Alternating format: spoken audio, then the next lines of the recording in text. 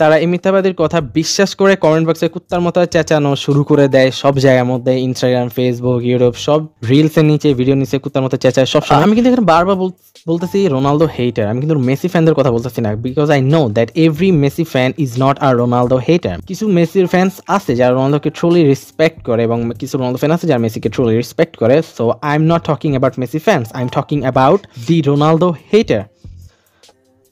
Okay, now watch this clip. How many World Cups win Argentina before Messi? How many? I don't know. 2 times? Yeah, it might be 2, I think. Yeah, but it's normal. These countries, they are used to win big competitions. Brazil, if they win the World Cup, they will surprise the world. No. If the Portugal win the World Cup, which is possible, they will shock the world. Yes.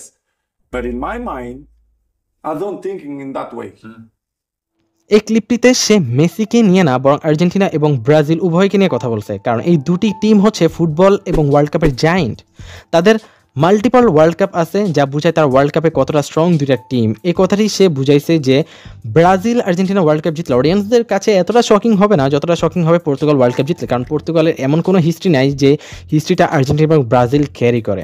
So that's the simple thing he said in his interview, যেটাকে মানুষ এখন বলতেছে যে মেসির সাথে obsession. Ronaldo এমন কোনো team থেকে আসে না যেটার অতীত অনেক লেজেন্ডারি ছিল।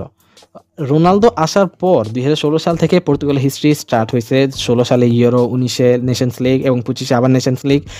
এটা হচ্ছে পর্তুগালের হিস্ট্রি। পর্তুগাল হিস্ট্রিতে ওয়ার্ল্ড কাপ ছিল না, তো যদি এটা ফার্স্ট টাইম যদি ওয়ার্ল্ড কাপ জিতে, তাও আবার রোনালদোর সাথে, then it will be a big, very big thing for every football fans, not just Ronaldo or Portugal fans. The simple thing Ronaldo নিজের ভিডিওতে বলছে, যেটা ডাইজেস্ট করা রোনালদো হেটার্সদের কাছে অসম্ভব হয়ে পড়তেছে। যেমন এই যে ফেব্রিজিও রোমানো একটা আদামরা, যে এত বড় একটা ফুটবল মিডিয়া হয়েও সে এরকমভাবে একটা গ্রেটেস্ট প্লেয়ারকে নিয়ে ভুল স্টেটমেন্ট শেয়ার করে, আধা আধুরা স্টেটমেন্ট শেয়ার করে তাকে ভুলভাবে পোর্ট্রে করার চেষ্টা করতেছে। সো আপনারা যারা ফুটবল ফ্যান, নিউট্রাল ফ্যান, ও যারা Messi fan, good Messi fan, definitely আপনারা যান, ওয়াচ দ্যাট হোল ভিডিও।